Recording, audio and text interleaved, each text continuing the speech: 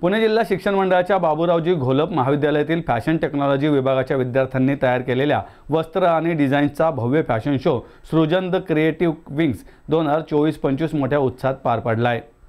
सामान्य घरातून आलेल्या विद्यार्थ्यांना राष्ट्रीय आंतरराष्ट्रीय पातळीवर फॅशन शोचा अनुभव देणे आणि त्यांना फॅशन वस्त्र डिझाईन क्षेत्रातील दिग्गजांशी संवाद साधता यावा यासाठी महाविद्यालयाने विद्यार्थ्यांसाठी हा फॅशन शो आयोजित केला होता।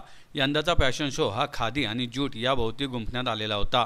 Elpro city square mall auditorium Chinchwad येथे हा फॅशन शो संपन्न झाला।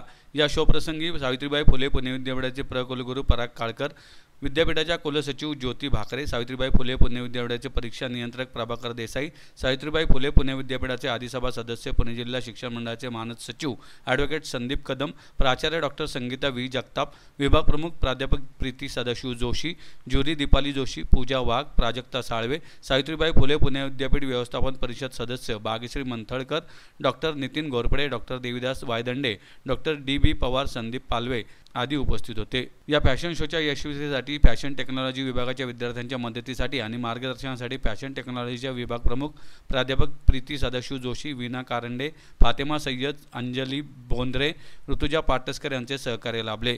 विद्यार्थ्यांचे पालकही मोठ्या संख्येने यावेळी उपस्थित होते। या कार्यक्रमाचं सूत्रसंचालन आर.जे. बंडे यांनी केलं। पुणे जिल्हा शिक्षण मंडळाच्या बाबूरावजी घोलप महाविद्यालयाच्या वतीने आज फॅशन शोचं आपण आयोजन केलंय। या कार्यक्रमासाठी उपस्थित असणारे पुणे विद्यापीठाचे प्रो व्हाईस चान्सलर असतील, मॅनेजिंग काउन्सिल मेंबर असतील, त्याचप्रमाणे पॅरेंट्स असतील, यांनी फार मोठा उत्साह दाखवलेला आहे। आणि बेसिकली ही जी फॅशन शोची स्पर्धा आयोजन करण्याच्या पाठीमागचा मेन उद्देश म्हणजे विद्यार्थ्यांच्या कलागुणांना वाव देण्याचा दृष्टिकोन असतो।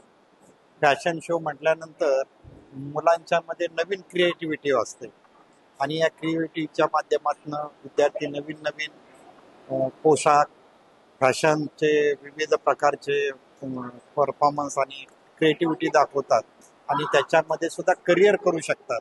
हा त्याच्या पाठीमागचा दृष्टिकोन आहे। हा एक आहेच।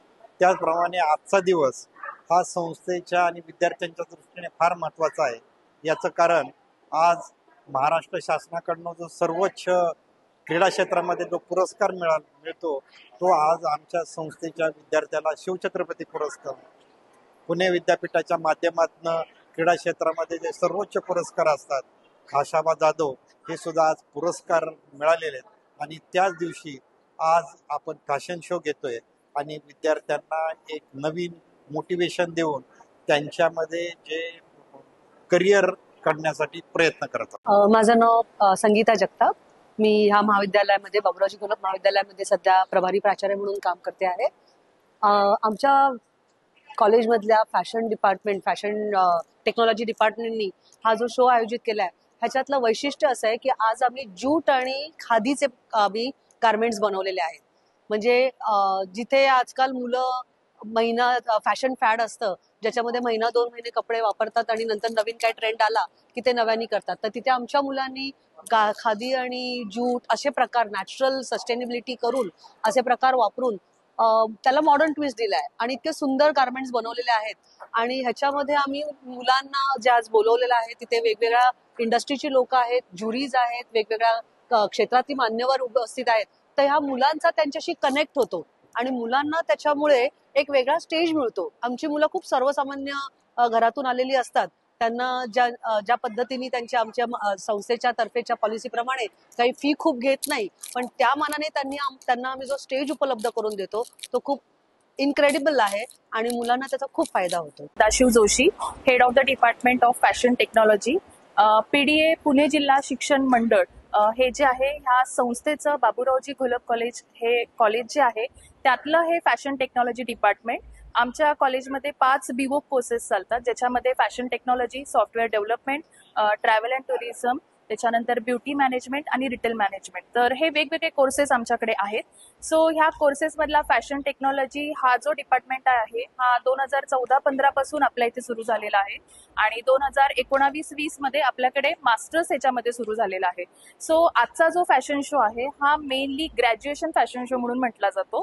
तर ह्याच्यामध्ये कसं आहे की 3 वर्ष मुलं जे शिक्षण घेतात किंवा त्यांना जे शिकवलं जातं तर त्याचाच हा एक पार्ट आहे, हा एक सब्जेक्ट असतो त्यांना ॲज अ फॅशन शो ज्याच्यामध्ये ते त्यांचं काय म्हणतात त्याला सिक्वेन्स जी असते तर त्याला एक थीम असते, म्हणजे त्याच्यावरती ते रिसर्च करतात, त्याच्यावरती थीम सिलेक्ट करतात, मग त्याच्यानंतर त्याच्यावरती इलस्ट्रेशन्स, त्याचं ड्राफ्टिंग, त्याचं स्टिचिंग, ही जी नावं मी घेतेय ही फॅशन फील्ड मधल्या सगळ्या लोकांना माहिती आहे, पण मी ही नावं याच्याकरता घेतेय की बऱ्याचशा इन्स्टिट्यूटमध्ये, कॉलेजमध्ये ह्या सगळ्या गोष्टी बाहेरून करून घेतल्या जातात. मुलं फक्त इलस्ट्रेशन्स करतात, पण आय प्राऊडली से दॅट की माझे जे स्टुडंट्स आहेत ते ह्या सगळ्या गोष्टी स्वतः करतात, एवढे ते क्रिएटिव्ह आहेत. तुम्ही आता सिक्वेन्समध्ये बघितलंच असेल, जसं आपल्याकडे आता वेगवेगळ्या सिक्वेन्स झाल्या, त्याच्यामध्ये जूट आहे, की जूट म्हटलं की आपल्याला नेहरू कुर्ता, त्याच्यानंतर खादी, साडी, ह्याच गोष्टी आपल्याला लक्षात येतात, म्हणजे आपण त्याच्याकडे मॉडर्न टचकडे म्हणून बघत नाही. तर मुलांनी ते खूप क्रिएटिव्हली डिझाईन करून त्याला आपली संस्कृती जपत त्याला एक मॉडर्न टच दिलेला आहे. त्याच्यानंतर जूट जे आहे, तर आता कसं आहे, मॅमनी जसं सांगितलं की जो यूथ आहे तो फॅडकडे खूप जास्त आहे, म्हणजे की जे आवडलं ते पटकन घेतलं, मग त्या गोष्टी रिसायकल होत आहेत की नाही, ह्या सगळ्या गोष्टी त्याच्यामध्ये ते स्टडी करत नाहीत. तर मुलांना आम्ही ह्या बेसिकली ह्या सगळ्या गोष्टी एम दिल्या होत्या की 3R जो आहे हा यांचा मेन एम होता ह्याच्यामध्ये,